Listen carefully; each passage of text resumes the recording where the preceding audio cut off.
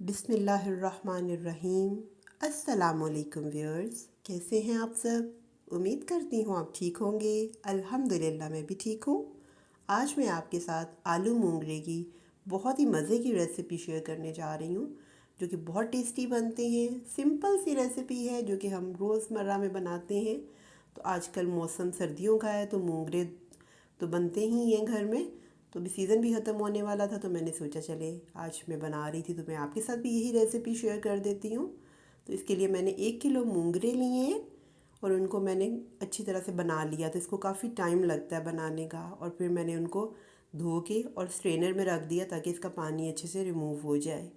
जब इसका पानी ये हो गया, स्ट्रेन हो गया, तो फिर मैंने इसको थोड़ा ना किसी भी लकड़ी की चीज़ से या उससे आप मैशर से, किसी भी मैशर से ना इसको थोड़ा सा मैश कर लें।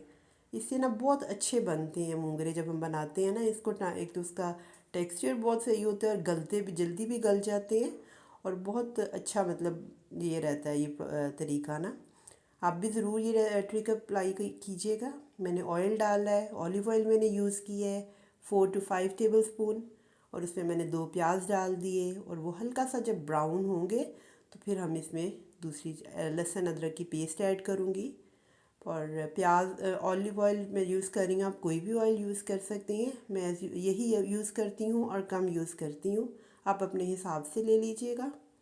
लहसुन अदरक की पेस्ट 2 टेबल स्पून डाली है। इसकी क्वांटिटी में मैं थोड़ी ज़्यादा रखती हूँ क्योंकि ये भी बहुत हेल्दी होता है और हमारी सेहत के लिए अच्छा होता है। हार्ट के लिए, डायबिटीज़ के लिए, बीपी वगैरह सही रहता है लहसुन अगर हम ज़्यादा इस्तेमाल करें। तो हंडियों में अगर हम अच्छी तरह उसकी क्वांटिटी थोड़ी ज़्यादा रखें तो वो अच्छा रहता है। अब लहसुन अदरक थोड़े से ब्राउन जब हो गए तो प्याज तो हमारा पहले हो चुका था तो मैंने पानी इसमें ऐड कर दिया ताकि उसका कलरिंग का प्रोसेस इधर ही रुक जाए, ज़्यादा काली ना हो हमारी हंडिया। फिर मैं इसमें नमक ऐड कर दूँगी, 1 टेबल स्पून मैंने डाला है, आप अपने हिसाब से डाल लें। और मिर्च मैंने 1 टीस्पून ऐड की है। फिर उसमें हल्दी पाउडर यूज़ करूँगी, 1/4 टीस्पून है।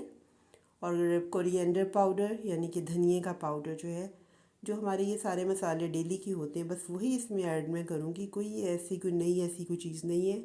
थोड़ी सी कलौंजी मैं यूज़ करती हूँ, हर हंडिया में मैं यूज़ करती हूँ क्योंकि ये भी बहुत अच्छी है सेहत के लिए।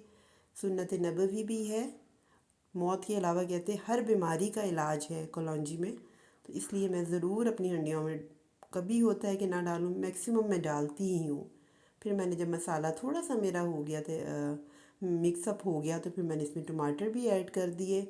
4 मीडियम साइज़ के टमाटर मैंने लिए हैं इसमें।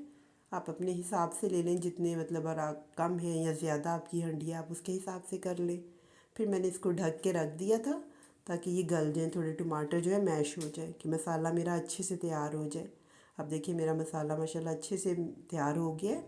इस पे ऑयल आपको नहीं नज़र आएगा क्योंकि मैं ऑयल इतना डालती ही नहीं हूँ। पर जब मेरी हंडिया पकती है तो अल्हम्दुलिल्लाह उसकी शक्ल माशाल्लाह ठीक होती है। हालांकि ऑयल इतना ज़्यादा मैं यूज़ नहीं करती। अब मैंने मूंगरे जो सारे करके रखे हुए थे मैश करके थोड़ा सा मैशर से, तो वो मैं इसमें ऐड कर दूँगी। कई लोग उबाल के भी इसमें मूंगरे इस्तेमाल करते हैं पर मैं तो हमेशा इसी तरह ही बनाती हूँ। तो इसको अब मैं थोड़ा सा मिक्स करूँगी मूंगरों को इसमें मसाले में, ताकि ये अच्छे से मिक्स हो जाएं।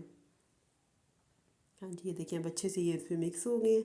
इनको टाइम लगता है थोड़ा सा गलने में मूंगरों को, तो इसलिए मैं इसमें पानी ऐड किए बगैर ही ना इसको बहुत लो फ्लेम के ऊपर 20 से 22 मिनट के लिए, बहुत हल्की जो आंच होती है ना, दम से बस थोड़ी सी ज़्यादा जो होती है उसके ऊपर ही मैं इसको रख के तो छोड़ दूँगी ताकि ये हाफ़ डन हो जाए तकरीबन।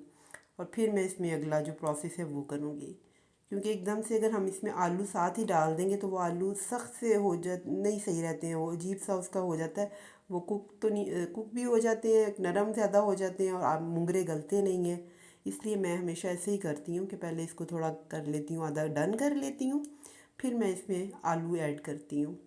अब तकरीबन मेरे ये जो मूंगरे हैं वो हाफ़ डन हो चुके हुए हैं, हाफ़ से भी थोड़े से बेहतर ही थे। तो मैंने इसमें फिर अब आलू ऐड कर दिए हैं। आलू आप अपने हिसाब से ले लें, मैंने जितने अपने के हिसाब से लेने थे, किलो मूंगरे हैं उसके हिसाब से। तो आप भी देख लें, अगर आपकी कम क्वांटिटी है तो कम ले लें, ज़्यादा है तो आप ज़्यादा ले लें। तो वो मैंने इसमें ऐड कर देने हैं, क्योंकि मूंगरे जो होते हैं वो डायबिटीज़ के लिए भी बहुत अच्छे होते हैं, क्योंकि ये मूली के होते हैं ना, पॉड्स, रेडिश पॉड्स होते हैं जो कि डायबिटीज़ के लिए अच्छे हैं। और आलू जो है वो तो डायबिटीज़ ज़्यादा करता है, तो इसलिए मैं कोशिश करती हूँ कि मैं आलू का इस्तेमाल कम ही करूँ। और फिर बस इसमें मिक्स कर देना है और इसको हल्की आंच पे फिर छोड़ देना है। अब ये इसको जब मैंने आलू वगैरह डाले हैं तो इस वक्त मैं इसमें ना थोड़ा सा पानी ऐड करूँगी, ताकि अगर मूंगरों में भी थोड़ी सी कसर है कि नरम हो जाएंगे और आलू भी मेरे गल जाएंगे। अब ये भी 10-12 मिनट में, या चेक कर लेंगे हम, 15 मिनट ज़्यादा से ज़्यादा लग जाएंगे। तो इसमें हमारे जो है ना, ये देखिए मैंने बिल्कुल थोड़ा सा पानी ऐड किया, बहुत ज़्यादा पानी ऐड नहीं किया। और इसको मैंने इसमें डाल के पानी को थोड़ी देर के लिए अब रख देना है, जब तक कि मेरे ये पूरे डन नहीं हो रहे थे। आलू भी गल जाएंगे और मूंगरे भी।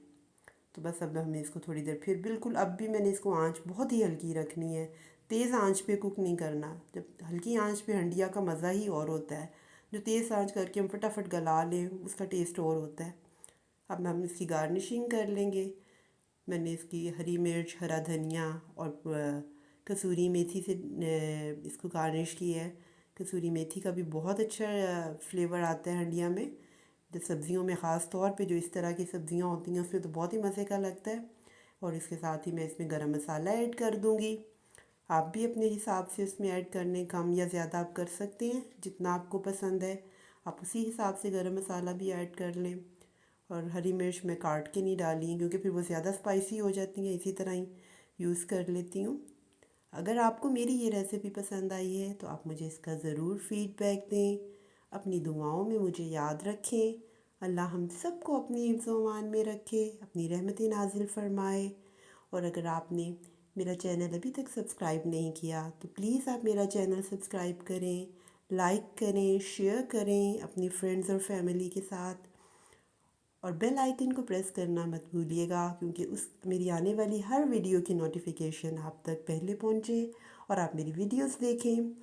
इंशाल्लाह मिलते हैं फिर अगली एक अच्छी सी रेसिपी के साथ। अल्लाह हाफिज़।